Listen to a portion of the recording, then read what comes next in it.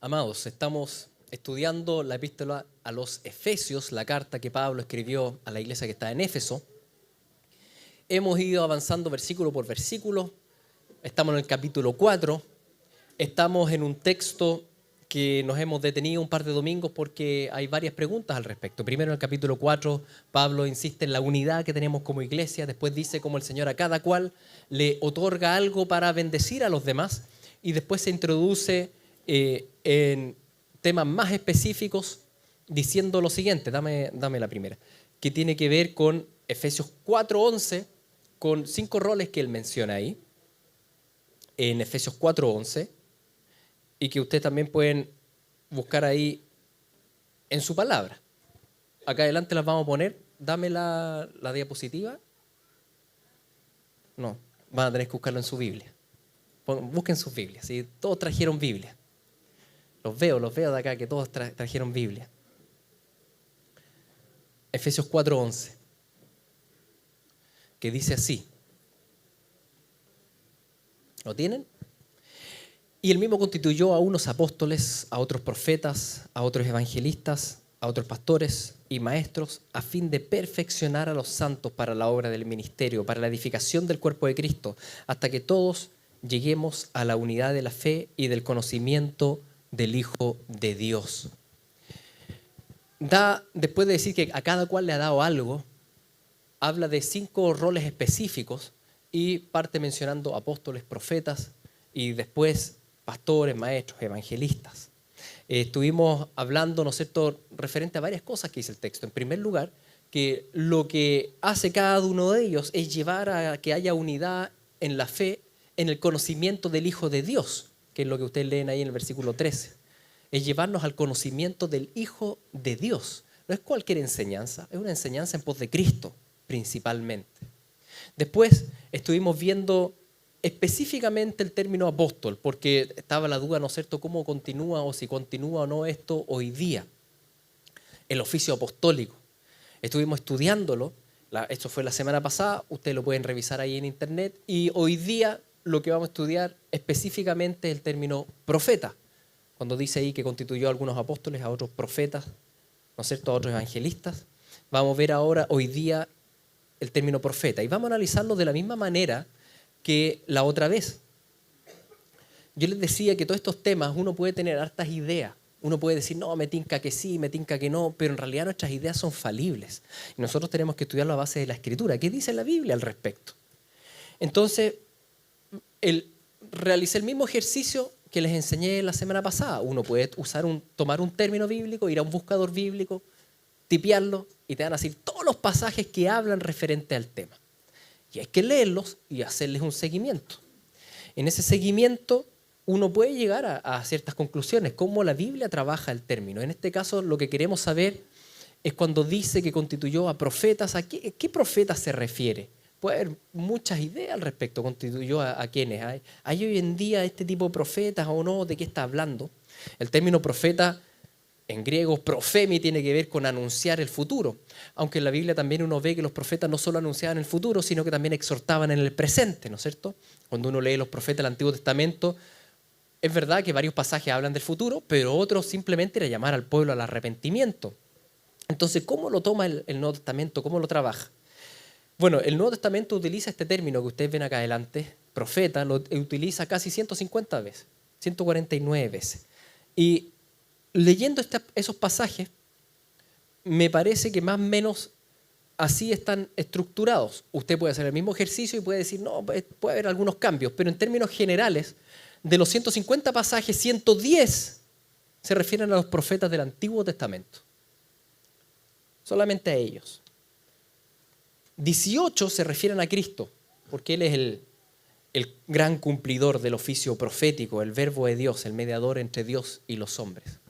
Y después quedan 21 pasajes que se refieren a otras cosas y dentro de ese otros hay algunos que simplemente hablan del término del profeta así en términos generales, otros uno no queda claro si está hablando de profeta antiguo o Nuevo Testamento, y después quedan 9 pasajes de estos 159, 9 versículos que yo creo que sí hablan explícitamente de un rol profético que podría continuar hoy día. y que es lo que tenemos que trabajar aquí en el texto. ¿Cómo lo trabaja? ¿De qué manera lo ve?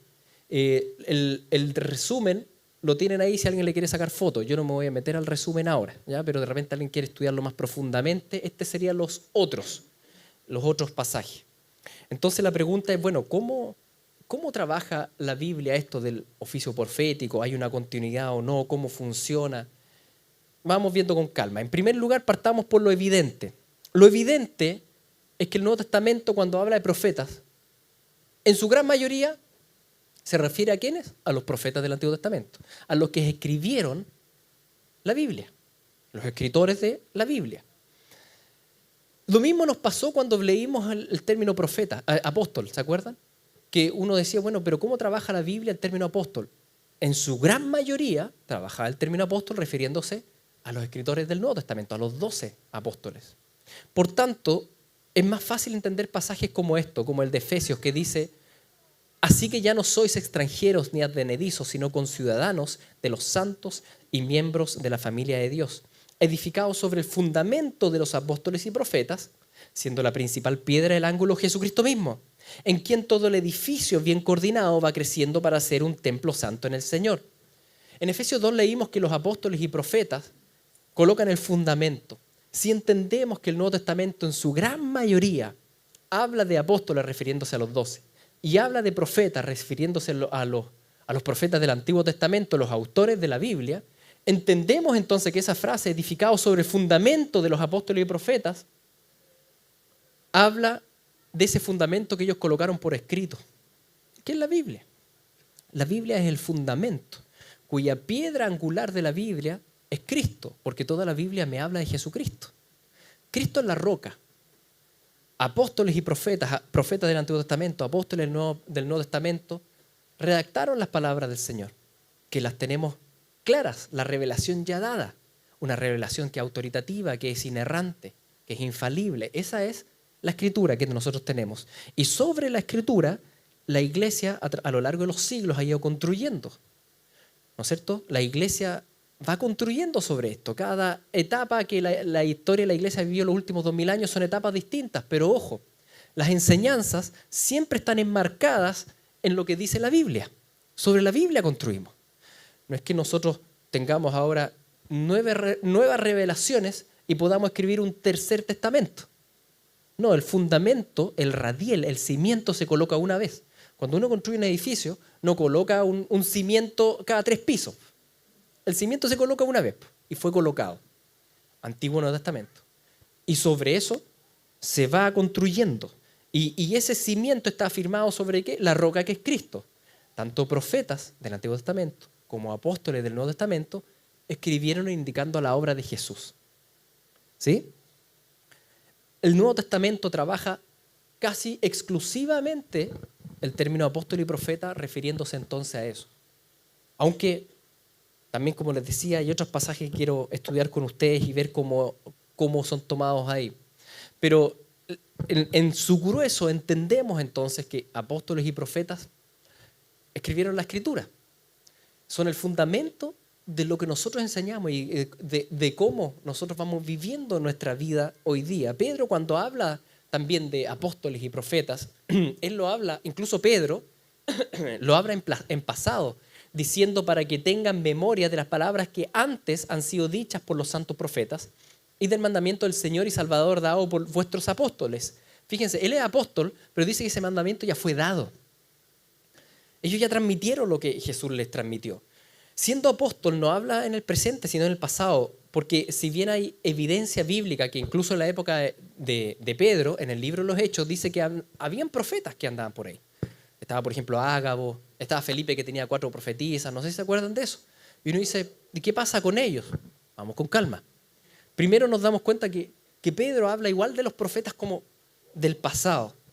En esa dirección, el oficio apostólico, el oficio profético, son oficios específicos por un periodo específico que pusieron el fundamento.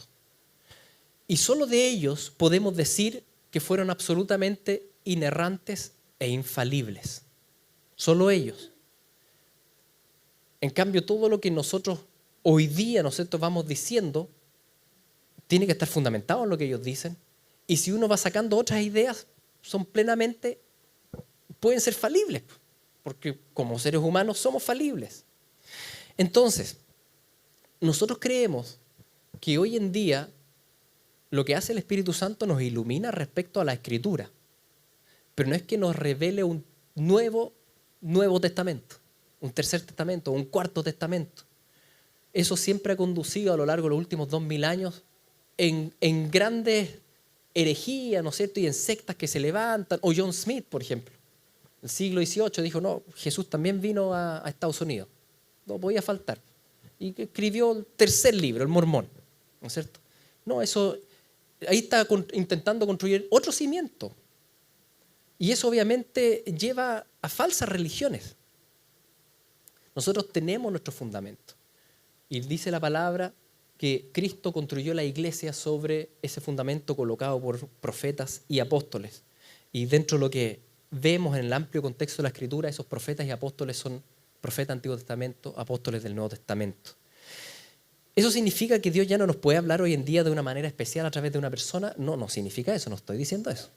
Claro que sí nos puede hablar a través de una persona. Pero fíjense en lo que dice Pedro. Dice, tenemos también la palabra profética más segura, a la cual hacéis bien en estar atentos como a una antorcha que alumbra el lugar oscuro hasta que el día esclarezca y el lucero de la mañana salga a vuestros corazones. Dice que hay una palabra profética segura que ya tenemos. ¿Y de qué tratará? Dice, entendiendo primero esto, que ninguna profecía de la Escritura es de interpretación privada. Está hablando de la Escritura. La Escritura es la palabra profética más segura. Porque nunca la profecía fue traída por voluntad humana, sino que los santos hombres de Dios hablaron siendo inspirados por el Espíritu Santo. Está hablando entonces nuevamente, los profetas del Antiguo Testamento. Vamos con calma, veamos este pasaje, detengámonos un poco, porque en primer lugar dice que hay una palabra, solo una palabra que es profética, que es realmente segura, 100%. Claro, ¿cuál será? La Biblia.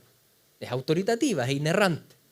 Eso nos da a entender que hay otras palabras proféticas que no son tan seguras. ¿Sí? Tal esa implicancia. Esa palabra, ya la tenemos, dice, no se escribieron simplemente por ideas propias. ¿El Señor hoy día puede hablarme y edificarme y exhortarme a través de los hermanos? Sí, y lo hace. Claro que lo hace. ¿Lo ha hecho puntualmente en tu vida? ¿Lo ha hecho puntualmente en mi vida? Sí. Pero tenemos que cuidarnos de esa búsqueda carnal, de buscar siempre palabras en otras personas, cuando el Señor me dejó sus palabras por escrito, millones y millones de palabras, y que yo puedo en cualquier momento del día abrir y leer y estudiar. Millones y millones de palabras. ¿Por qué pasas tanto tiempo buscando que alguien te dé alguna palabra especial si puedes leer la palabra del Señor todos los días? Tenemos que reflexionar eso. Tenemos ya la palabra profética más segura. Y en segundo lugar, como les decía, la implicancia que hay una palabra profética más segura implica que las palabras que hoy en día nos podemos decir entre nosotros para edificarnos pueden ser falibles, pueden ser inseguras.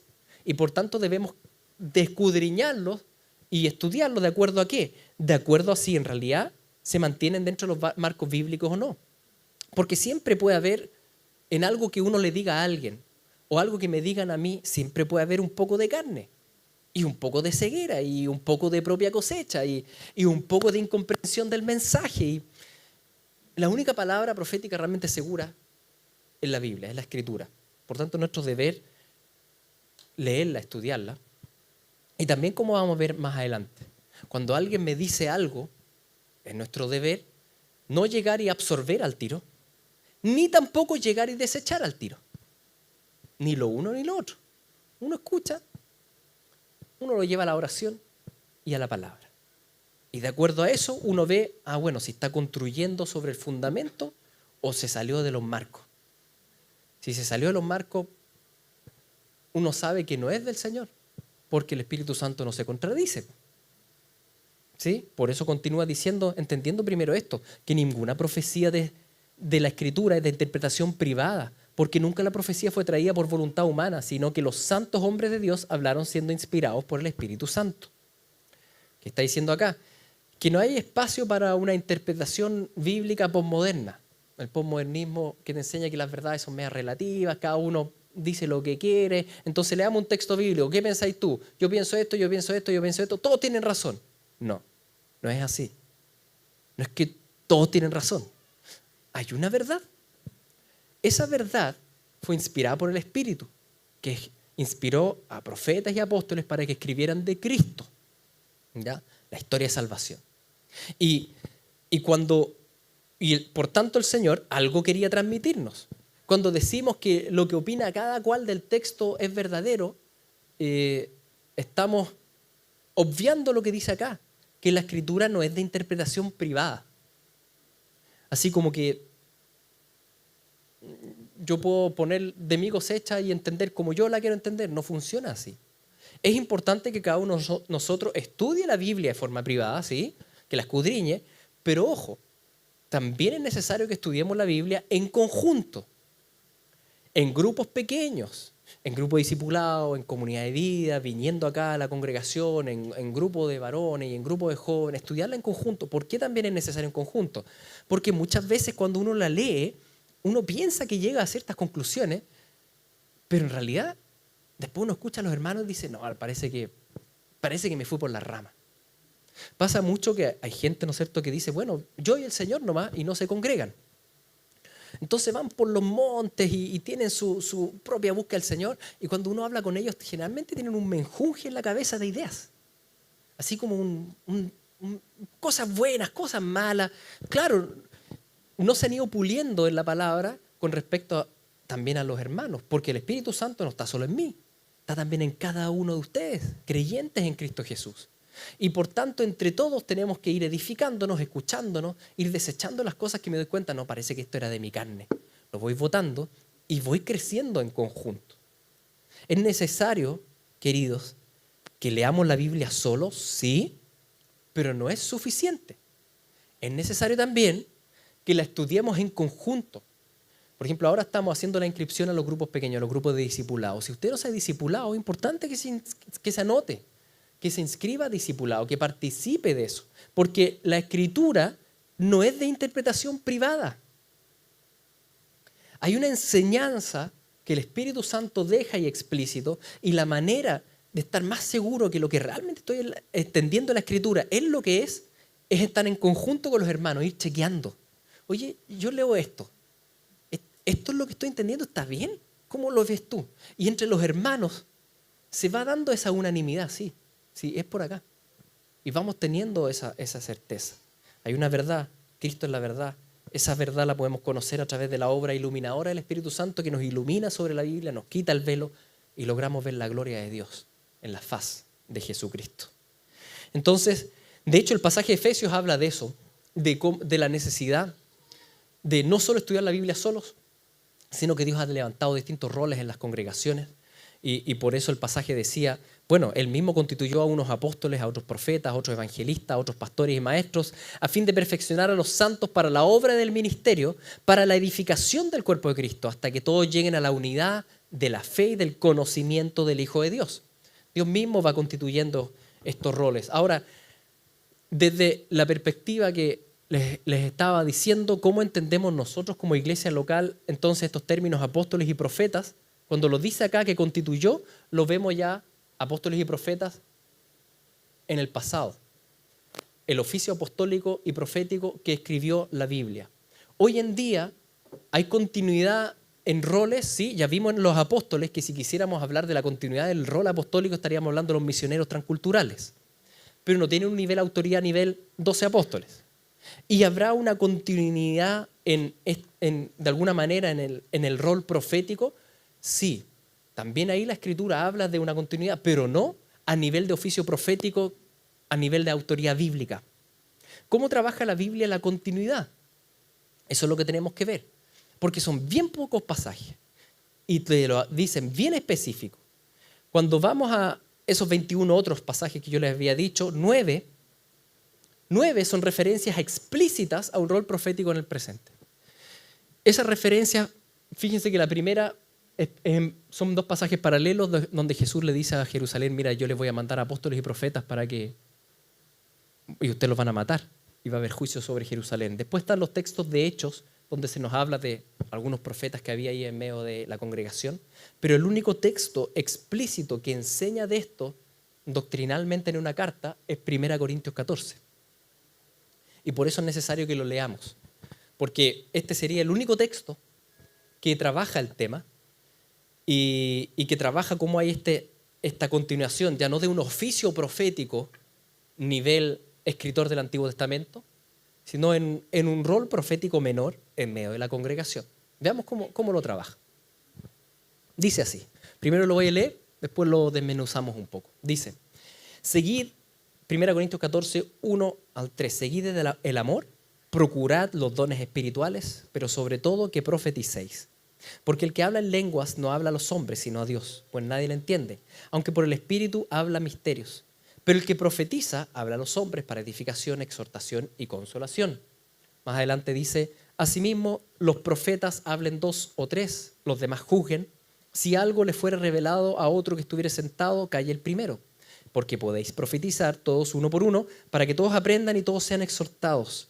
Y los espíritus de los profetas están sujetos a los profetas. Pues Dios no es Dios de confusión, sino de paz, como en todas las iglesias de los santos.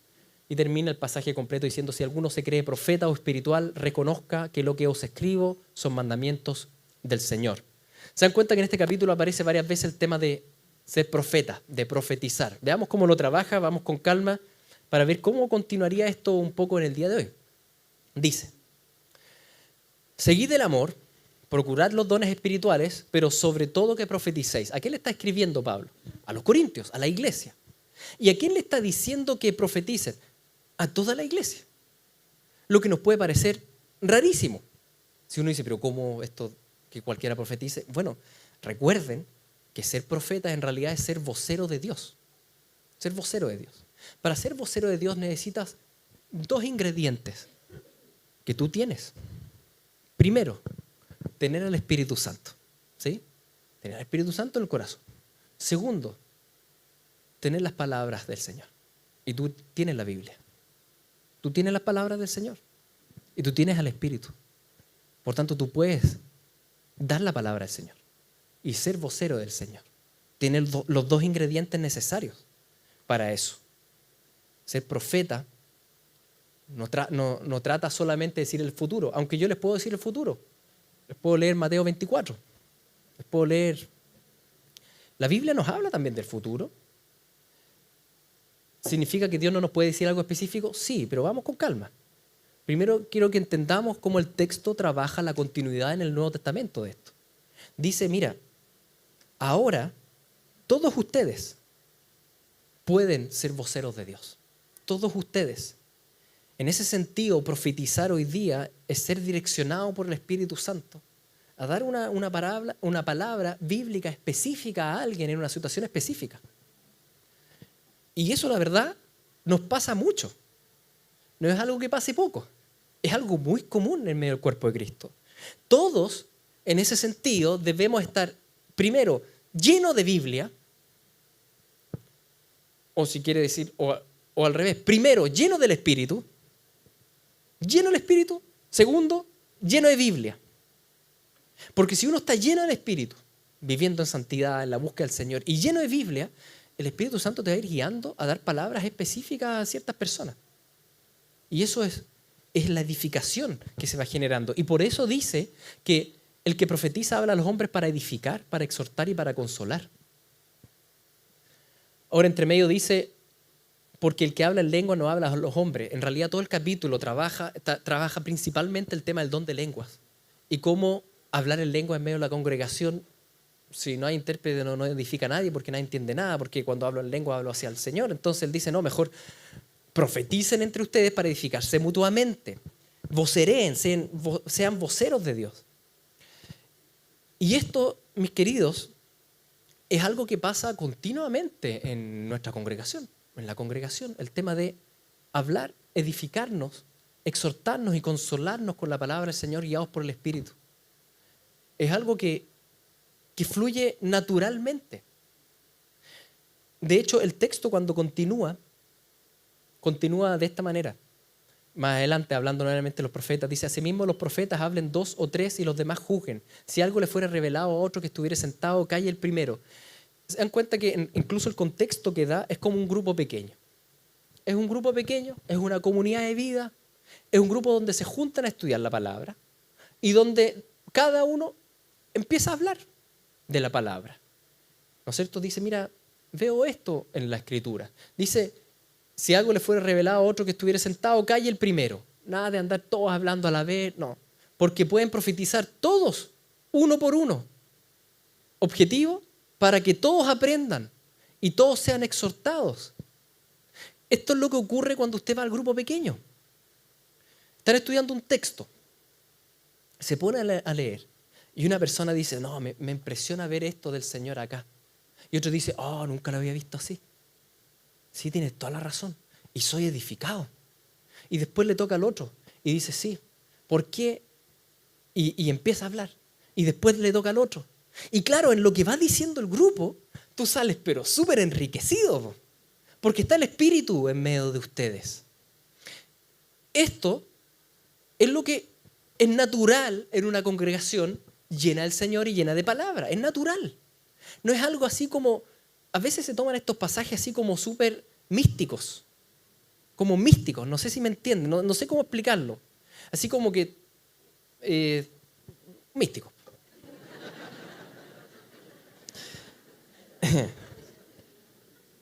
¿Para qué vamos a empeorar las cosas? ¿No es cierto? Y no es tan así. Por ejemplo, fíjense en esto. Primera frase. Los profetas hablen 2, 3, los demás juzguen. Juzguen. Si alguien te dice algo de parte del Señor, tienes la obligación de juzgarlo. Es mandato bíblico. Eso significa 2 cosas. En primer lugar, no puedes llegar y rechazarlo. No puedes llegar y decir: no, este no cacha, ¿no? ¿Qué me va a decir? No, nada que ver, si esto... No puedes llegar y rechazarlo. Segundo lugar, no puedes llegar y aceptarlo. Ni rechazarlo, ni aceptarlo. Hay que juzgarlo. Hay que ponderarlo. Hay que llevarlo a la oración. Hay que llevarlo a la palabra.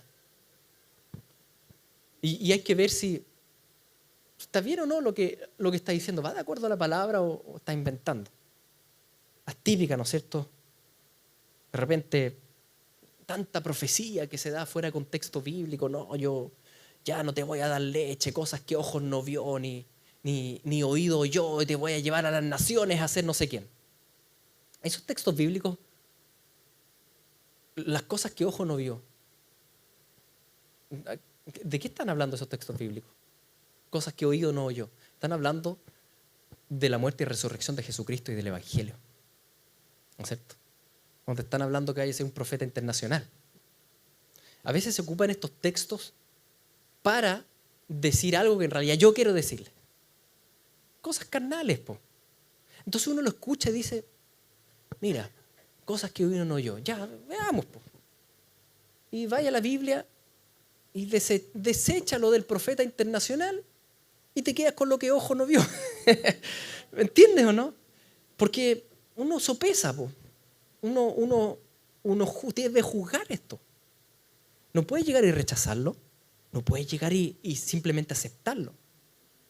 Y esto es súper importante porque eso significa que si tú de repente sientes en el corazón decirle algo a alguien y tú crees que esto viene de parte del Señor, tú podrías decir esto: el Señor te dice esto. Pero con esa frase, como que lo bloqueaste, le anulaste esto de que debe juzgar lo que tú le dices. Porque le dices al tiro: el Señor te dice esto. Y te colocas a un nivel de apóstol y profeta del Antiguo y Nuevo Testamento. Es decir, tu palabra es como inerrante, infalible, autoritativa. Y la verdad es que no es infalible. La única palabra profética segura es la Biblia. Por tanto, lo que tú crees que tienes que decirle al otro, yo creo que hay que decirlo. Pero no lo digas desde la arrogancia. Podrías decirlo así. En vez de decir: esto te dice el Señor, podrías decir: mira, siento decirte esta palabra bíblica. A mí me parece que es de parte del Señor. Pero mejor óralo. velo tú. Te entrego esto. Y si no es, no es nomás. Y listo. Y la persona sale súper bendecida. Y tú le diste la oportunidad de obedecer el mandato, de juzgar lo que tú le estás diciendo. Hay que poner cuidado con la carne, porque nuestra carne es arrogante. Y nosotros no somos infalibles. Y muchas veces las cosas que decimos, también sucede que uno siente decir algo y después se pone a hablar y dice 1000 cosas. Y en realidad de las 1000 cosas era solo una de parte del Señor. Y la otra persona tiene que filtrar. Y está bien que filtre. Porque uno mismo no sabe bien. Entonces, el Espíritu se mueve en medio de nosotros, edificándonos, consolándonos y exhortándonos por medio de los hermanos. Claro que sí. Pero es nuestro deber juzgar todo lo que me dicen. ¿Sí? Es nuestro deber. No desde la arrogancia, así como sentado en una silla de juez, no es ese el sentido, sino que llevarlo a la oración, Señor, ¿esto es tuyo o no? O fue cosecha de este hermano, ¿qué tomo, qué dejo? Y escudriñar lo que te dijo en la palabra, si va o no, es un acto de sujeción principal al Señor primeramente. Y cuando damos alguna palabra, hablarlo con humildad, de abajo hacia arriba, considerando al otro como superior, entendiendo que el otro debe no tomar 100% mis palabras, sino que lo que realmente sea el Señor.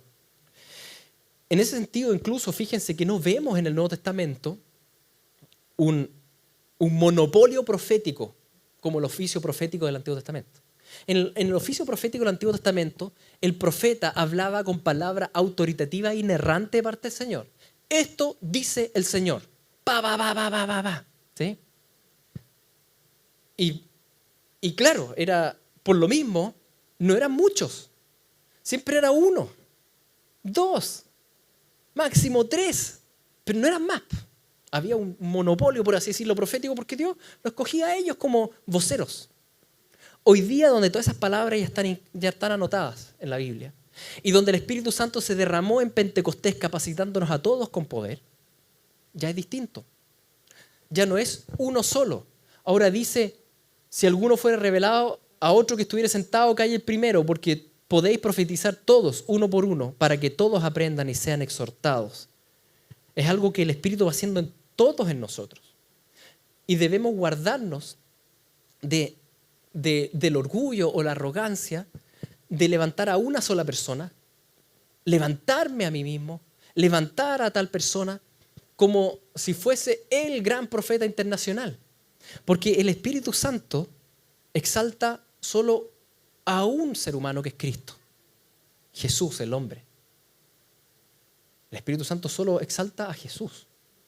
El Espíritu Santo no va a exaltar a un ser humano caído. Todo lo que vaya a hablar va a direccionar hacia el Espíritu. Y por eso, en general, no sugerimos ocupar palabras muy rimbombantes para dar el anuncio. Hermano, te voy a dar una palabra por ejemplo, te voy a dar una palabra de ciencia. Y esto viene del Señor para tu vida. Puede ser que sea una palabra de ciencia y que sea del Señor para su vida. Pero con ese título lo bloqueaste. Tiene que aceptar la palabra. Porque si te dice que no, estás desobedeciendo al Señor, pues. ¿Me entienden o no? Y no puede ser así. No porque no sea una palabra de ciencia parte del Señor, tal vez sea. Es porque la persona está obligada a juzgarlo. Y a tomar lo que sea el Señor y desechar, y porque mis palabras no son infalibles. Entonces, ojo con los grandes títulos. ¿Creemos que los dones están activos en medio del cuerpo de Cristo? Sí. Pero no es necesario ponerle todos esos títulos antes de decir alguna palabra. Si finalmente, en lo concreto, es que estamos llenos de la Biblia, llenos del Espíritu, viviendo en santidad. El Señor pone en ti una carga de tal hermana está con un problema, ya Señor, quiero animarla. Alguna palabra que le pueda dar. Y se te viene algún versículo o algo, y le das el versículo. Y animaste a la persona. Mira, me llamaste por teléfono y justo lo necesitaba ahora y Ya, esa palabra me la anima durante el día. Perfecto. Eso fue profetizar. De acuerdo a lo que dice 1 Corintios 14. Así de natural. Aunque naturalmente sobrenatural. Porque es una obra del Espíritu en medio de nosotros. Ojo entonces cuando hay mucha fama, mucha gloria humana, ¿no es cierto? Ministerios grandes, no sé, internacionales. Yo sé que Dios puede hacer todo eso. Pero cuando un hombre exaltado y hay que poner ojo. Porque, por ejemplo, un profeta que te diga todo lo que te pasa, un famosillo que anda por aquí, por allá y no te pasa esto y lo otro, puede ser del Señor. También puede ser un espíritu de adivinación, pues, qué sé yo. No tengo idea, tal vez sea un demonio. Pues. No sé, no conozco su vida. ¿Me entienden o no? Esto funciona más en una iglesia local, en un cuerpo de Cristo, en donde yo los conozco a ustedes me conocen. Y donde no hay confusión, hay que poner ojo también, porque dice, los espíritus de los profetas están sujetos a los profetas. Dios no es un Dios de confusión, es de paz, como en todas las iglesias de los santos. Cuando hay mucho griterío, todo el mundo hablando, puede parecer una iglesia súper espiritual, todo el mundo hablando en lenguas, todos dando palabras, ¿no es cierto? Y ya, súper espiritual, pero uno no sabe porque el espíritu no se contradice a sí mismo. Y el espíritu acaba de escribir esto, dice, que no es un Dios de confusión y que uno puede callar y escuchar al otro. Y que el profeta, por mucho que tenga una palabra del Señor no tengo por qué ser apurón. Puedo escuchar también la palabra del otro y ser edificado. Cuando hay toda una cuestión de confusión, no es el Espíritu Santo. Es otro espíritu, pero no el Espíritu Santo. Porque Dios no es un Dios de confusión, es de paz. Es humilde. Indica a Cristo, edifica, consuela. Todos hablando en lengua. Este capítulo dice explícitamente que es una práctica que no hay que hacer. Todos hablando en lenguas. No, dice Pablo. A mí me encanta hablar en lenguas, dice Pablo, pero lo hago solo en la casa porque es una oración al Señor. Si ustedes están juntos, profeticen, sean voceros de Dios, edifíquense mutuamente en la palabra. ¿Sí? Imagínense una reunión, una comunidad de vida. 10 personas. Y los 10 hablando en lengua, todos contentos se fueron para la casa, pero no se escucharon, pues. Nadie sabe nada. No, para eso hablen en lengua en la casa. Y cuando se juntan, estudian la palabra y se edifican mutuamente en la palabra. ¿Me entienden cómo trabaja el capítulo 14 de 1 Corintios el tema? Así debemos hacerlo, llevarlo a cabo en la congregación. El Espíritu Santo es manso, es apacible, Él es pacífico. Y si Él quiere que tú digas algo, tú también tú puedes parar. No es algo como irrefrenable. Cuando existe esto como irrefrenable, no es que no puedo parar, bla, bla, bla. Tal vez sea un demonio eso. Sí, pues. Es que la Biblia dice bien claro que sí puede parar. Y que sí hay un orden. Y el Espíritu no se contradice. Tenemos que poner ojo entonces con todo eso, no porque algo parezca súper espiritual, es un mover sobrenatural, significa que realmente proviene del Espíritu Santo. La Biblia es clara, Dios no es no un Dios de confusión, sino un Dios de paz. Dios no se contradice. El Espíritu Santo inspiró la palabra. ¿Y Él puede hablarnos hoy día? Claro que sí. Hoy en día, ¿existe entonces un oficio profético al nivel Biblia? No. Porque si no estaríamos otra vez poniendo los fundamentos. ¿No es cierto? Otra vez poniendo ahora un tercer evangelio y un cuarto evangelio. No funciona así. El fundamento ya fue colocado. Hoy día, el rol profético ha sido desparramado a toda la iglesia, dice el texto bíblico. Toda la iglesia. Tú eres vocero de Dios. La pregunta es, ¿eres vocero de Dios? Porque hay dos factores cruciales ahí. ¿Qué tan lleno estás de Biblia, de la Escritura, la palabra escrita del Señor? ¿Y qué tan lleno estás del Espíritu? ¿Qué tan lleno estás en tu intimidad con el Señor y viviendo en santidad? ¿O estás dado a la carne? Porque eso influye mucho en cómo tú estás animando, exhortando y edificando a los demás. ¿O solamente quieres que te edifiquen a ti? Solamente quieres que te exhorten a ti. Todo para ti.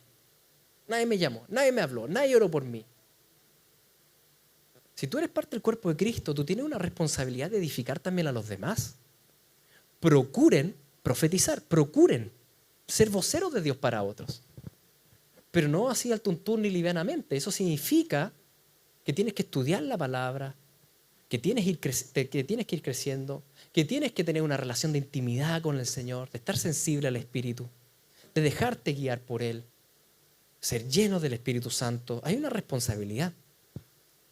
El Espíritu Santo se mueve libremente en esta congregación. ¿Con qué criterios podríamos decir algo así? Bueno, el texto lo menciona de esta manera. Debemos preguntarnos, bueno, ¿hemos recibido palabras de edificación, exhortación, consolación de parte de la hermandad? ¿Ha sido así o no? ¿Se predica la palabra profética más segura que en la Biblia? ¿Es el centro de la predicación? ¿Es glorificado Jesucristo? Esos son criterios mencionados por la Biblia para preguntarnos si se mueve el Espíritu en medio de nosotros. No son criterios, por ejemplo, que estén acá explícitos, el ruido. Que hay harto ruido, ahí se mueve. Tal vez, pues, en esa iglesia puede ser, yo no sé, pero no es criterio bíblico. El ruido no es criterio bíblico. El Espíritu Santo exalta a Jesús. Debemos entonces todo esto llevarlo a cabo en humildad. ¿Podría el Espíritu decirnos algo incluso respecto al futuro? Claro que puede decirnos algo. Pero debemos entender que todo lo que te comparte un hermano o tú le compartas a otro es falible. Es falible. La única palabra profética segura es la Biblia. Y el glorificado, exaltado debe ser Él. Y si alguien te dice algo, entonces, debe decirle, mira, lo voy a orar. Puede ser que no voy a leer la palabra. Voy a escudriñarlo. Voy a decantarlo. ¿Y cómo termina Pablo entonces este texto de 1 Corintios 14? Termina de esta manera, diciéndole a todos los que están ahí en el grupo pequeño y diciendo palabras de edificación, consolación, exhortación, ¿no es cierto? Termina diciendo, si alguno se cree profeta o espiritual, reconozca que lo que os escribo son mandamientos del Señor. Por tanto, Pablo, escritor de la Biblia, apóstol, se pone por sobre cualquier cosa que nosotros digamos. Le dice a los profetas, ya, ustedes vocerean en medio de la congregación, ustedes pueden edificarse mutuamente, sí, pero entiendan que las palabras que yo les estoy diciendo son mandamientos. Y al decir eso, ¿no es cierto?, está diciendo que los profetas actuales tienen el deber de sujetarse a las palabras de Pablo. Eso es lo que está diciendo. Y con eso te sella todas las locuras que vemos muchas veces, ¿no es cierto? No se sujetan a las palabras de Pablo.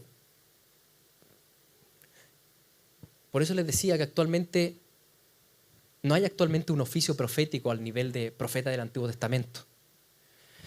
Pero sí, claramente hay un rol profético que se continúa en medio de todos nosotros. El Espíritu Santo está derramado en medio de nosotros. Tenemos su palabra, la Escritura, y debemos procurar profetizar. Debemos procurar ser voceros de Dios para las otras personas. Llevarles la palabra al Señor, estar atento al Señor, orar el tema. Señor, ¿qué podría compartirle a tal persona? La veo tan afligida. ¿Qué le puedo decir?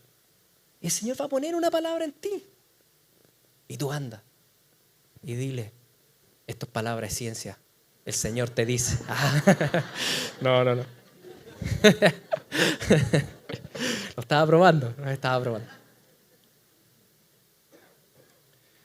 Tú dile, mira, quiero animarte con esta palabra. Tal vez sea precisa para ti, tal vez no. Si no, que se te olvide. Pero si es del Señor, queda a fuego. Querida iglesia, guardemos entonces nuestros corazones, porque todo esto tiene que ver con el corazón mucho. Por ejemplo, la vanagloria de que el Señor me usa. Orgullo. Y que termina siendo después un enseñoreamiento sobre el otro. Ojo con eso, pongamos ojo. Nos debemos ocupar el lugar de Dios. Después está también la arrogancia de no aceptar que nadie me diga algo. Quiero decirte algo y por dentro uno dice, a ver, y por dentro estoy pensando, este compadre, que yo conozco todos sus pecados, esta chiquilla que no lleva ni 3 meses en la iglesia y me viene a decir algo a mí, arrogancia. Y cerramos la puerta. No, también está mal. El Señor te puede hablar a través de un hermano nuevito, alguien nuevo, por alguien que está súper firme, otro menos firme. Uno tiene que escuchar. Y tampoco debo pecar de credulidad. Todo lo que me dijo, es del Señor. No lo sé. Generalmente hay una mezcolanza, que hay cosas que sí, hay cosas que no. Generalmente cosecha propia, algo que sí, uno va. No debemos ser en esto crédulos, sino que como dijo Cristo mismo, es que es ser manso como paloma, astuto como serpiente. Y es la Biblia la que va a ser el filtraje en esto. El Espíritu nos va a guiar a la palabra. Debemos guardar nuestros corazones entonces en la interacción entre los hermanos. Y por último, guárdese también del aislamiento y de la independencia. No, es que yo solo. Es que no necesito que nadie me diga nada. Y yo tampoco no estoy ni con decirle algo a alguien. No, yo vengo y me voy. Vengo, me voy y chao. Es que tampoco funciona así. Porque dice, procuren. Procuren esto, de ser voceros de Dios para otros. Animarlo en la palabra. Entonces, aquí se junta una serie de cosas que nos pasan en el corazón y del cual debemos guardarnos. Y entender que el Señor te puso a ti, me puso a mí para edificarnos mutuamente en el Señor, y tenemos el deber de estudiar la Escritura, el deber de estar llenos del Espíritu, de ser guiados por Él, el deber de amar a los hermanos, el deber de ser humilde, de escuchar, el deber de filtrar, el deber de juzgar, el deber de ser manso, el de parecernos más a Cristo en todo esto.